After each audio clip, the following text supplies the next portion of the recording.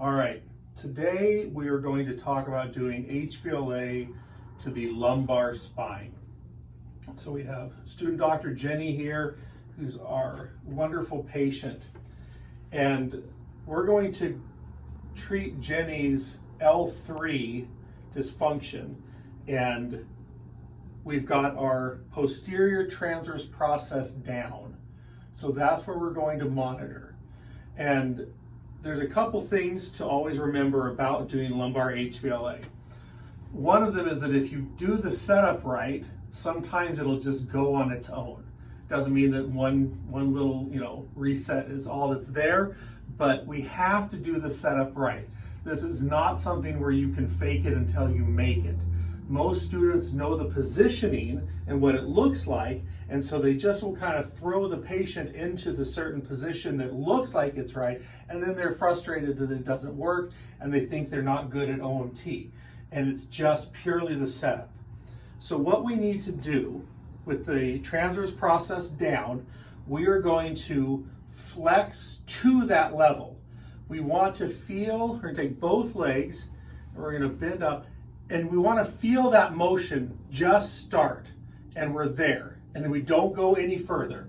So I'm going to take her upper leg, and she can straighten out her bottom leg, and we're just going to set that in there, and it kind of just rests. And then I'm going to change hands.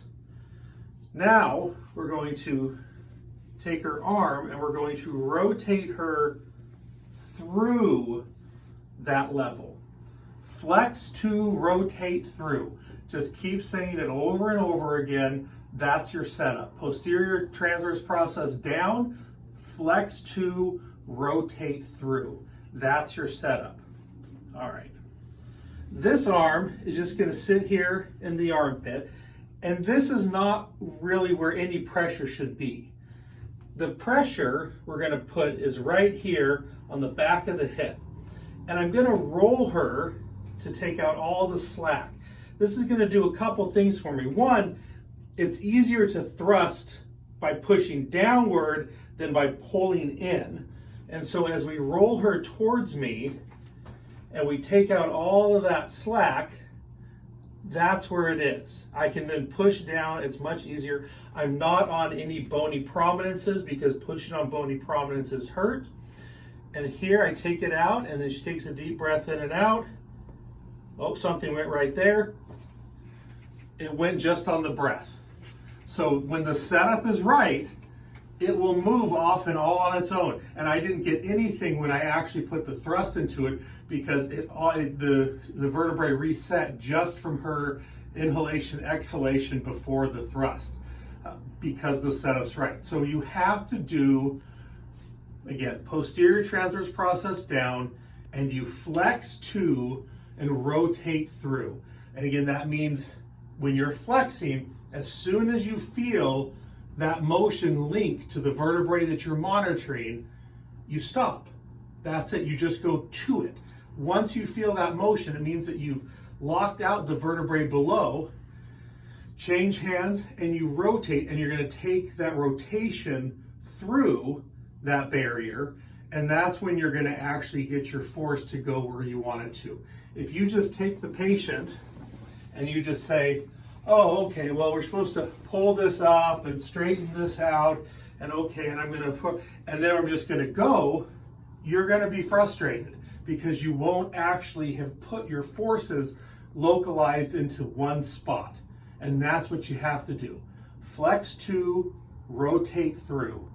Pull them a little bit towards you so you can suck out that motion. You're pushing down, which is easier than trying to pull towards you. Don't crank on their shoulder. That's just kind of an anchor that's just there. You can feel it. I actually, one thing I will say that I do that I didn't say earlier, when I'm here, I actually will also kind of elongate a little bit. Like I'll pull them a little bit longer. I like to say I'm making them a little bit taller. But as I have that thrust, it's not just pure rotational. I'll stretch it out a little bit as well, just to make sure that there's all the directions of motion, all the planes, the motion has been taken out and locked out, and we can get the force to where we want it to be. So I hope that helps you with your lumbar HVLA. And again, I'm going to say it again, flex to, rotate through. Always, always just say that in your mind. Flex to, rotate through. It will literally make all the difference in the world in being able to do HVLA to the lumbar spine.